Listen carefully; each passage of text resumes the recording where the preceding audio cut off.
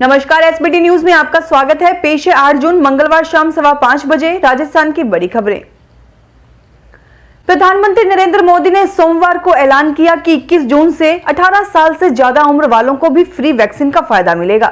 प्रधानमंत्री की इस घोषणा के एक दिन बाद यानी आज मंगलवार को स्वास्थ्य मंत्रालय ने वैक्सीनेशन प्रोग्राम की नई गाइडलाइंस जारी कर दी है। ये 21 जून से लागू हो जाएंगी। नई गाइडलाइंस के मुताबिक केंद्र सरकार वैक्सीन निर्माता कंपनियों से 75% वैक्सीन खरीदकर राज्यों को मुफ्त में देगी। साथ ही कहा है कि प्राइवेट अस्पतालों के लिए वैक्सीन की कीमत मैन्युफैक्चर कंपनियां ही घोषित करेंगी। केंद्र की तरफ से राज्यों को वैक्सीन के कितने डोज मिलेंगे, उनमें राज्यों को प्राथमिकता तय करनी होगी। इस प्रायोरिटी में हेल्थ केयर वर्कर्स सबसे ऊपर रहेंगे। इसके बाद 45 साल से ज्यादा उम्र के लोगों और फिर उन लोगों को प्राथमिकता देनी होगी जिनका दूसरा डोज बाकी है। इसके बाद 18 साल से ज्यादा उम्र के लोगों का नंबर आएगा। इनके वैक्सीनेशन के लिए राज्य सरकार अपने हिसाब से प्रायोरिटी तय कर सकेगी। जयपुर ग्रेटर नगर निगम आयुक्त से मारपीट के मामले में सस्पेंड मेयर सौम्या गुर्जर की जगह सरकार ने वित्त समिति चेयरमैन शीलदा भाई को देर रात कार्यवाहक महापौर की जिम्मेदारी दी है। शीलदा भाई ने आज सुबह ही जयपुर ग्रेटर नगर निगम मुख्यालय पहुंचकर कार्यवाहक मेजर का चार्ज संभाल लिया। शीलदा भाई ने जिस तरह तत्काल चार्ज संभाला है, उसकी सियासी हलकों में चर्चाएं हैं। चार्ज संभालते ही शीलदा भाई ने फुल टाइम मेयर वाले तेवर दिखाए हैं। शीलदा भाई ने मीडिया से बातचीत में कहा कि एक सप्ताह में हम जो काम करेंगे, आप देखना जयपुर ग्रेटर नगर निगम का हम किस तरह कायाकल्प करते हैं। नगर निगम के सारे अफसर और कर्मचारी हमारे साथ हैं। जैसा नाम है ग्रेटर, वैसा ही ग्रेट काम करके दिखाएंगे। पिछले साल सचिन पायलट खेमे की बगावत के बाद बनी कांग्रेस की 3 सदस्यीय सुलह कमेटी की अब तक रिपोर्ट नहीं आने पर कांग्रेस में एक बार फिर विरोध के सुर उठने शुरू हो गए हैं। पूर्व डिप्टी सीएम सचिन पायलट ने उनसे किए वादे पूरे नहीं करने पर नाराजगी जताई है। सचिन पायलट ने एक अंग्रेजी अखबार से बातचीत में खुलकर नाराजगी जाहिर करते हुए कहा कि 10 महीने हो गए हैं और उनसे किए वादे पूरे नहीं किए गए हैं। पायलट ने कहा कि मुझे समझाया गया था कि सुलह कमेटी त्वरित गति से एक्शन लेगी, लेकिन आधा कार्यकाल पूरा हो चुका है और वे मुद्दे अभी भी अनसुलझे ही हैं। यह दुर्भाग्यपूर्ण है कि जिन कार्यकर्ताओं ने पार्टी को सत्ता में लाने के लिए रात दिन मेहनत की और अपना सब कुछ लगा दिया, उनकी सुनवाई ही नहीं हो रही है। देश में कोरोना की दूसरी लहर का प्रभाव धीमा पड़ता जा रहा है। राजस्थान में भी केसों की संख्या में कमी आई है। राजस्थान में कोरोना का डाउनफॉल मई में शुरू हो गया था। मई के आखिरी 17 दिन में राज्य में कोरोना के केसों की संख्या में 89% तक की गिरावट आई थी। मौजूदा स्थिति देखें तो पिछले 6 दिन में राज्य में कुल 6,388 नए मरीज ही मिले हैं। अचानक तेजी से आए डाउनफॉल को देखकर लोग आश्चर्यचकित हैं कि अचानक इतनी कंट्रोल में कैसे आ गया। एक्सपर्ट ने इसे लॉकडाउन का असर बताया है। साथ ही कहा है कि पहली लहर की तुलना में दूसरी लहर में अधिक मौतों से जो डर बैठा, उससे लोगों ने काफी सावधानी बरती। लोग घरों में रहकर भी बेहद सतर्क रहे और लोगों में डर भी इसका एक कारण माना जा रहा है। बाड़मेर एसीबी टीम ने चौहटन क्षेत्र में नरेगा टांके में हाजिरी व मजदूरी चढ़ाने की एवज में एलडीसी को 2500 रुपए की रिश्वत लेते रंगे हाथों गिरफ्तार किया।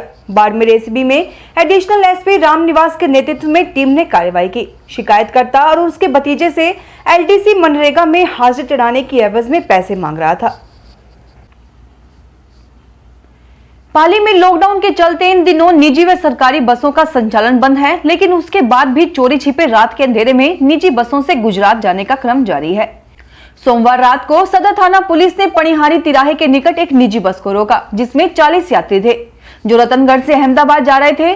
पुलिस ने बस जब्त की तथा यात्रियों को सोशल डिस्टेंसिंग के चालान काटे। रात करीब 1:30 बजे उन्हें अपने स्तर पर वापस पाली से करीब 122 किलोमीटर दूर रतनगढ़ जाने के लिए छोड़ दिया, जबकि होना यह चाहिए था कि सदर थाना पुलिस अपने स्तर पर दूसरी बस की व्यवस्था करती और यात्रियों को सोशल डिस्टेंसिंग के साथ बिठाकर रतनगढ़ के लिए रवाना करती।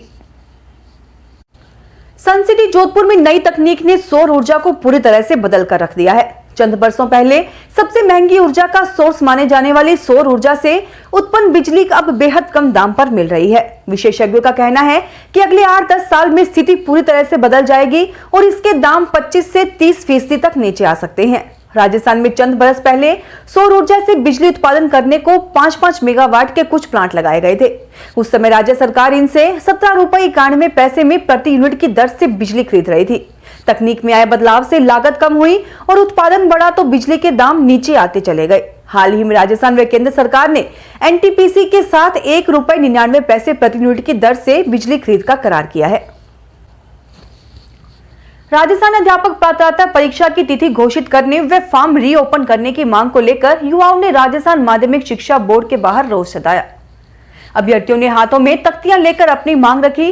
राजस्थान बेरोजगार एकीकृत महासंघ के प्रदेश अध्यक्ष उपेंद्र यादव ने बताया कि आरपीएससी आदि की ओर से ईडब्ल्यूएस आरक्षण का लाभ देते हुए प्रक्रिया शुरू कर दी गई है, लेकिन बोर्ड की ओर से कोई कार्यवाही नहीं की गई।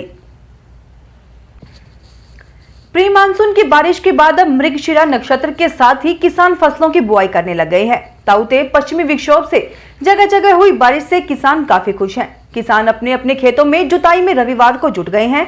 कहीं कहीं खरीफ फसल की बुआई भी शुरू हो गई है, जिससे किसानों द्वारा मृगशिरा नक्षत्र में बाजरा, ज्वार, मूंग, ग्वार, तिल की बुआई शुरू कर दी गई है। जयपुर मेयर सौम्या गुर्जर के निलंबन को लेकर भाजपा ने सरकार की खिलाफत शुरू कर दी है। अजमेर में भी भाजपा ने विरोध प्रदर्शन किए और सौम्या गुर्जर को बहाल कर फिर से पदस्थापित करने की मांग की। भाजपाइयों का कहना रहा कि कांग्रेस सरकार अलोकतांत्रिक तरीके से काम कर रही है, जो जन भावना के खिलाफ है। अजमेर के सांसद भागीरथ चौधरी, भाजपा शहर जिलाध्यक्ष प्रियशील हाड़ा सहित भाजपाई कलेक्ट्रेट पहुंचे और जयपुर मेयर निलंबन पर रोष जताया। 1 साल पहले तक आंगनबाड़ी केंद्रों को पोषाहार सप्लाई करने वाली स्वयं सहायता समूहों की महिलाएं अब मजदूरी कर चुकाने को मजबूर है। राज्य सरकार ने साल भर से पोषाहार के करीब 350 करोड़ के बकाया भुगतान को अटका रखा है।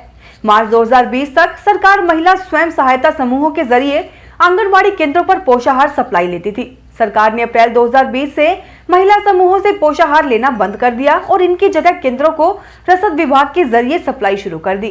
प्रदेश की करीब 2.5 लाख महिलाएं पोषाहार वितरण के काम से जुड़ी थी। इन महिलाओं के विभाग पर लगभग 350 करोड़ रुपए की उधारी है। भाजपा में बड़े नेताओं की गुटबाजी गरीब खाने तक पहुंच चुकी है। नागौर के बाद अलवर में भी मंगलवार को पूर्व मुख्यमंत्री वसुंधरा राजे के नाम से रसोई की शुरुआत की गई है। वसुंधरा मंच के नेतृत्व में जिला अस्पताल के सामने 2 बड़े बैनर लगाकर गरीबों को खाना बांटा गया। इस दौरान पूर्व कैबिनेट मंत्री डॉक्टर रोहिताश्व शर्मा के साथ पार्टी के कई अन्य नेता भी नजर आए। पूर्व मंत्री शर्मा पहले भी यह कह चुके हैं कि जिस तरह केंद्र में विपक्ष नहीं है, ठीक वैसे ही राजस्थान में भी विपक्ष कमजोर है, जो केवल मीडिया पर ही नजर आता है, धरातल पर नहीं। फिलहाल इस बुलेटिन में इतना ही। फिर हाजिर होंगे और बड़ी खबरों के साथ। एसबीटी न्यूज के वीडियो देखने के लिए हमारे चैनल को सब्सक्राइब करें और नोटिफिकेशन पाने के लिए बेल आइकन को प्रेस करें।